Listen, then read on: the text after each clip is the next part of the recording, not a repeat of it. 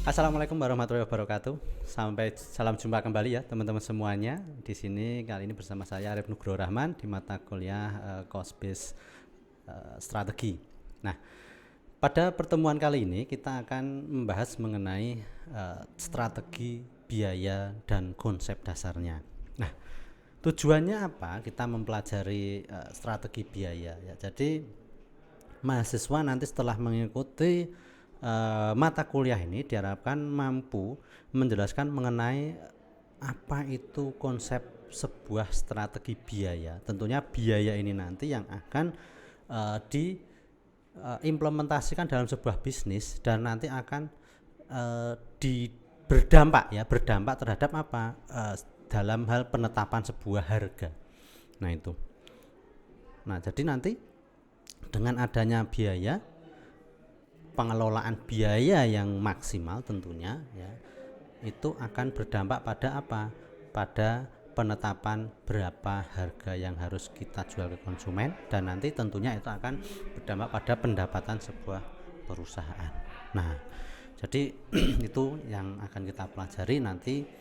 Topik ini akan kita bagi menjadi dua. Yang pertama strategi biaya secara konsepnya, yang kedua nanti jenis-jenis strategi biaya yang bisa diimplementasikan untuk apa?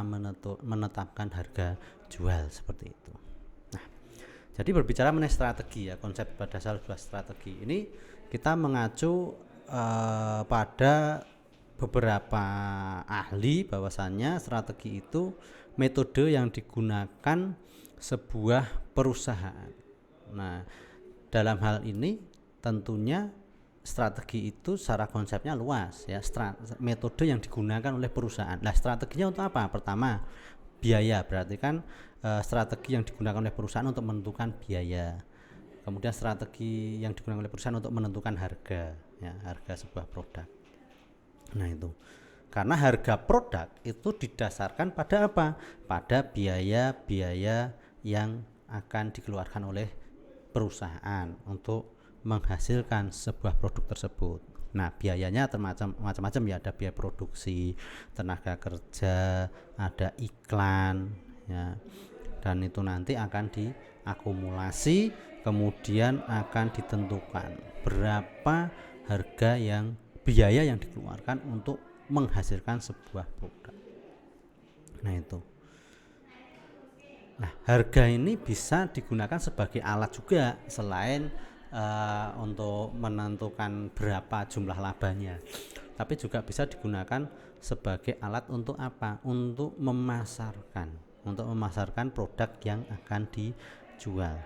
Nah, jadi memang harga biaya berdampak terhadap harga juga akan berdampak terhadap apa? Penentuan keuntungan.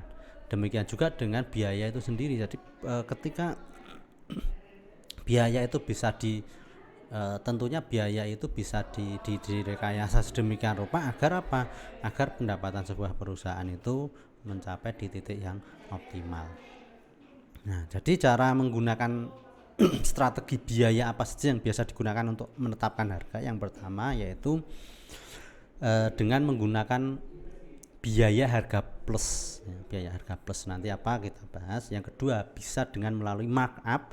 Kemudian yang ketiga menetapkan sebuah break even point.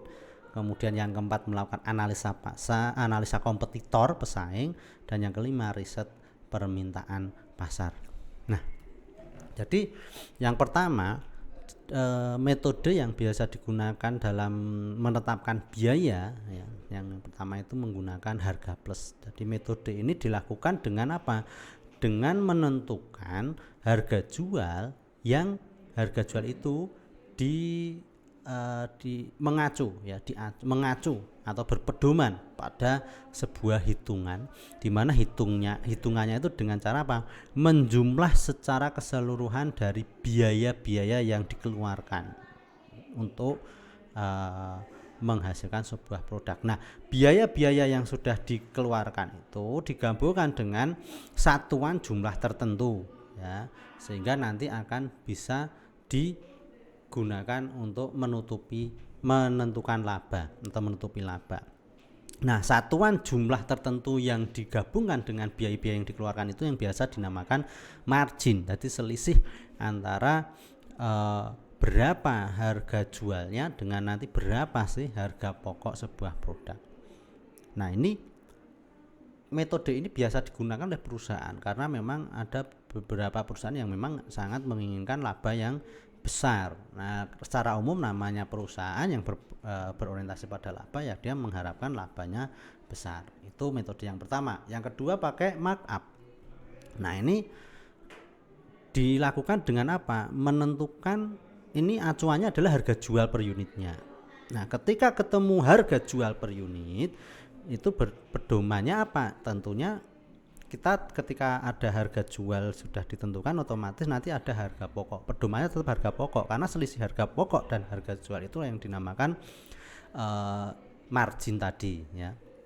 Nah, jadi setelah angka ketemu ya, harga jualnya itu ketemu, nanti dilakukan kalkulasi perhitungan ya.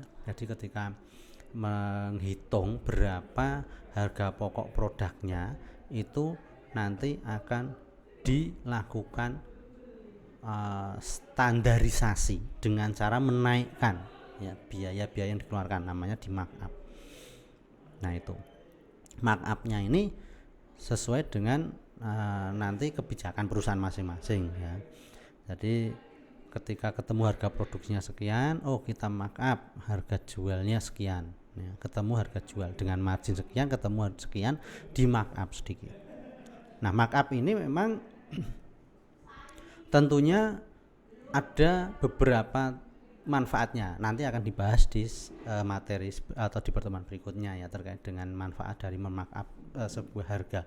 Jadi semakin tinggi markup tentunya akan berdampak terhadap pendapatan perusahaan yang semakin tinggi. Dan yang ketiga BEP. BEP ini kondisi di mana harga jual dengan dengan biaya yang dikeluarkan itu kondisi seimbang. Perusahaan tidak mengalami tidak mendapatkan laba, tapi juga tidak mendapatkan rugi. Jadi antara biaya yang dia keluarkan sama dengan yang dia dapatkan. Ini bisa digunakan sebagai acuan dalam menentukan sebuah harga juga. Nah, agar perusahaan tidak mengalami kerugian, nanti acuannya dari BEP itu berapa sih yang akan kita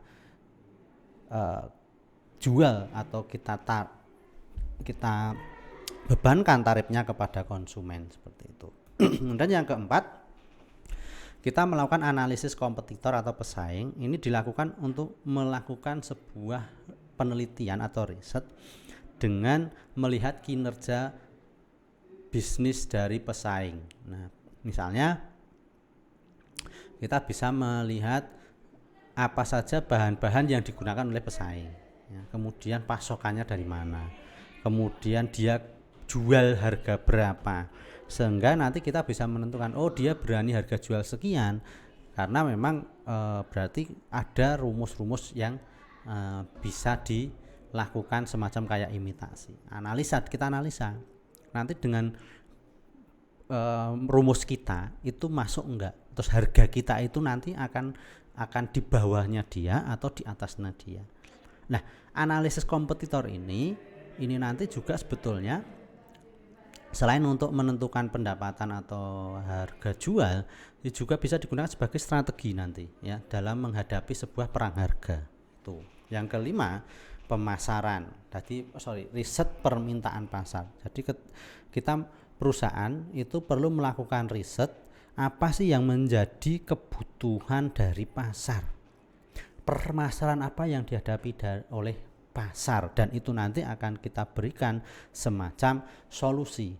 Nah, tentunya dengan cara apa? Kita akan melakukan riset pemasaran dengan meminta feedback dari konsumen atau calon konsumen.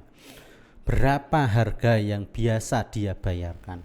Berapa harga atau kemampuan dari dia untuk membeli produk yang akan kita keluarkan? Itu berbicara mengenai riset pasar. Jadi itu tadi terkait dengan